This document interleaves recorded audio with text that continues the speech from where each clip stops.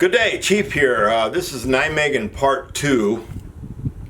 I haven't gone through it, but I've got all the stuff that I picked up while I was at Nijmegen. This was a flapper. I can't get mine to clap anymore. There it goes a little bit. The Dutch handed these out because the first night we got there, they had a like a pre-march show basically for the military. And they had a section marked off for us, but like I said, we had to park our vans and we had to rely on buses to get anywhere. So the buses were late to get us there. So by the time we got there, the program had already started and the Dutch people had filled in our section. So we had to catch seats wherever we could. And of course, we sat not where we were supposed to. So as soon as my group came in, me being the senior ranking member, I mean, everybody just kept looking at us because the Dutch, they love the Americans. This is all in Dutch except for the walk of the world. I've got lots of stuff here. I'll just go through it real quick, like little emergency card, what to do, like drink lots of water, be careful, get your feet done. I got all kinds. I got a bookmark here, and really, I mean, I'll show you the good stuff. I got something from Germany because it's Boomsware. My entry card, here we go. 2007. I can't show you this because it's got some personal information on the front of it. I didn't realize that. Oh, that's right, because back then my social security number was my service number. So I'm not showing that. Got some postcards for the Regional Military Command North. I'll show the good stuff. I actually got an invite by the commanders of the Swedish and the Norwegian delegations to go to a party, but I couldn't get there. And it was for Thursday, the 19th of July, because I was an officer and someone came around and said, "Oh, you're an officer. Yeah, we're having a party." I think I got it on the day. No guts, no glory, with a dog on the cover of it, some kind of sticker to put on. Got some NATO stickers, got a few of these. And I got this interesting, I guess you could call it a business card. I don't know if it'll work, but there you go. You can see some buildings, and then you see the female Dutch soldiers in the... Oh, so what you see is a boat. I didn't look at it too good. There's a boat and Dutch girls. There you go. There's the boat, and then there's the Dutch female soldiers. Shouldn't be rude. Let's see. It says Eurocorps, Force for the European Union, the Atlantic Alliance. So I've never really heard of Eurocorps. We got a newsletter, actually in English, on the 13th of July. So about a week before we got there, they published this letter. Just a little bit of information. And we got this lovely Dutch magazine that we picked up inside of a not a paper, but a plastic bag that they passed out when we first got there. Of course, it's all in Dutch. I don't read Dutch. Wish I did. And then we got a newspaper. So I got some good souvenirs. And it all came in this, a New Balance bag for the official sponsor of the 2007 4-day march. So quite interesting that New Balance was sponsoring. And then, like I said, on the last day, everybody came out and traded. So I had a Swedish soldier come by, and some people were generous, some people were stingy with what, because they wanted the good stuff, and a lot of times the good stuff is what you still need to keep. So I got a Swedish beret with one of their regimental thing. Looks like it's some kind of guards unit. And then he gave me epaulet with the lions, crowned lions. And I got a aluminum, another badge pin for the cap. And I mean, I had stuff to trade. This is where you get rid of your extra rank. You get rid of your extra rank, your extra MOS stuff, your patches for your sleeves. And these still got manufacturing labels on them. So these are all Swedish patches that I got. The North area group. Don't know, can't pronounce the area. And this one's cool, a Viking. So I got a Viking. But we know Vikings didn't put horns on their helmet. And they got a little Swedish flag. And I got a keychain that I still got in the plastic. And if you watch my other videos, you know how I am with plastic. So this is from Gotha, or whatever the name of that city is, because it's G umlaut O-T-A. And some regiment. So inside the bag, I don't know how well you can see it. Still keep it in there. And then I had a bunch of English boys come around because, like I said, a lot of the marching units for England or Great Britain were academies. And one came around, whoops, and I don't know if he heard from his brothers, cousins, uncles, father, or whatever, but he was all excited because he said, "Hey, do you have the poncho?" Because I guess every other country that has a poncho doesn't keep the water out. Now, anybody that's worn the U.S. poncho knows that right in the middle of the back, where they got the heavy stitching, where they stitched the hood to the body of the poncho, and it seems like no matter how much of the water repellent they stick there, it always leaks, because mine always leaked right there in the middle of the back. And then while you're going through the exercise or going through rain, you just get that trickle of that water down your back. So I got the Royal Air Force hat, and this is built for a child because it's all the way out. I still can't put it on my head, so it's nice.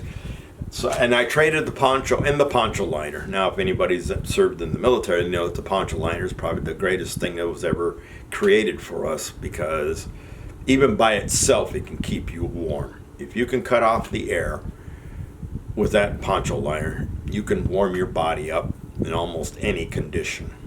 I mean, extreme conditions, no, but you can at least get dry and warm. So I traded a poncho liner and a poncho, got the hat, and then I got a Union Jack. And as soon as I got this Union Jack, everybody was like, "Hey, Chief, how much you want for that Union Jack?" And I said, probably about $100. And they're like, "What do you mean $100?" I said, "Well, I just traded a poncho liner and a poncho for it. I mean, I think back then those two items probably together is probably close to $40, if not more. Because ponchos weren't cheap, and liners were not that cheap either." And then one of my soldiers, he was like, "Chief, I'm going to trade that off of you." And I said, "No, you're not." Sorry, I had to go reach for something. And he also gave me a t-shirt that I could never wear. I wasn't this skinny anymore, but it is a British Army shirt for physical training. So kind of like that. I think I could almost wear it, but I don't want to wear things out. Then I got some kind of stripes for the Air Force, since this kid was in the Air Force. And then I got the Air Training Corps, and I just dropped a bunch of stuff. So this was his, what is this, a bussard? I think they call these a bussard that you wear on your sleeve. There's this part that goes where your epaulet is, and then you wear this on your sleeve. I believe it's called a bussard, because I traded one of these bussards back in the Gulf War to get my desert rat patch. Like I said, I got to get the war chest out, and in French, but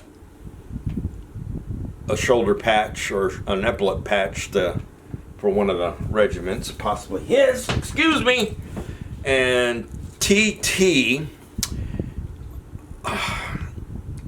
I think, was a territorial division during World War II, so it could probably still be a territorial division. I don't know if this is the 50th. I can't remember what the TT stands for.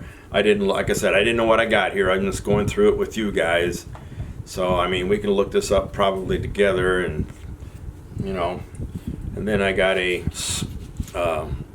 sergeant stripes for the, like the front of the wet weather parka for us.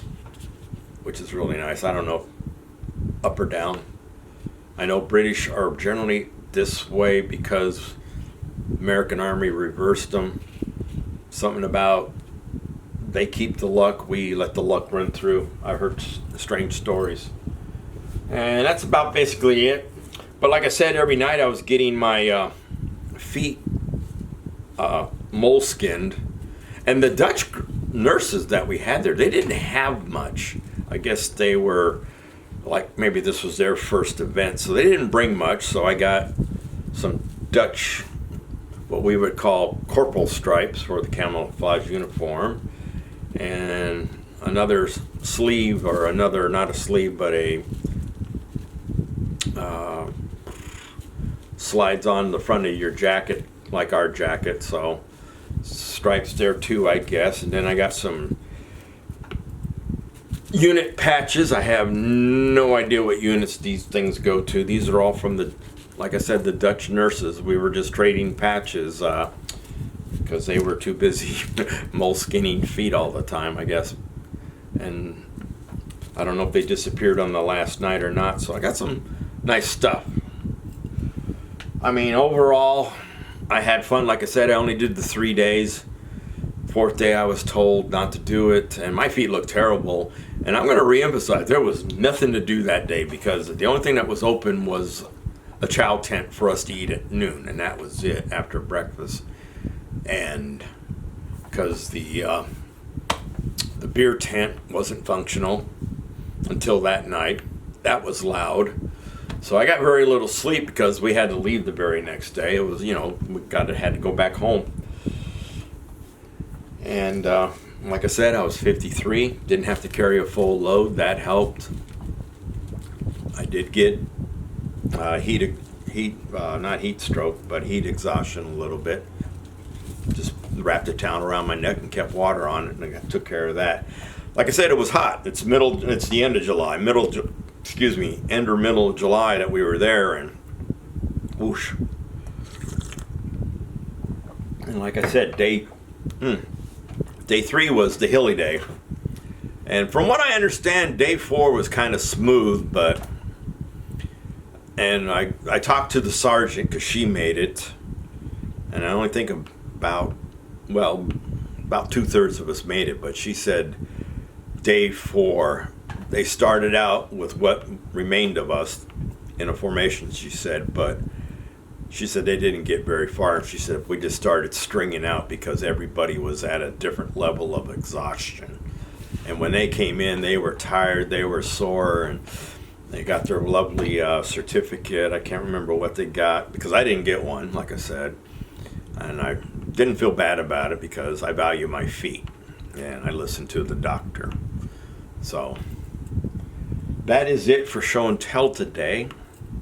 I'm so glad that the back of these patches from Sweden were marked from Sweden, because I was like, oh man, did I get these from the Norwegian guy or did I get these from the Swedish guy? And it was the Swedish guy. They were all nice. Like I said, we were the only unit of Americans, but we weren't the only Americans there. And everybody was like disappointed because we kept getting asked, where's the rest of the American units? This used to be really popular, but like I said, that when I was in Berlin, I didn't get to go because of my hernia. And from what I understand, like every divisional sent like 2 or 3, 4 teams, because this battalion would send a team, this unit would send a team, and this unit would send a team, even within the same division. And like I said, the Dutch really love us. I am Dutch, so I know they love us. Maybe one day I'll talk about it, I don't know. But freedom's not free, but a lot of freedom there, a lot of friendly people. I would love to do it again as a civilian, but it'd be very expensive because I'd have to fly over there and have to stay in a hotel, and they'd probably book the day after this one ends. All the hotels are probably booked for the following year, so it'd be kind of hard to get that. And we went through, I think, the 91st rotation of it. I'm not mistaken. Some of the literature said I think it's the 91st. So that means the 100th is already come and gone. Would have been great to go back for the 100th trip. They only stopped it during World War II and for a couple years after that until normalcy came back into being. So, once again, freedom's not free. Chief out. You know what to do with the vet.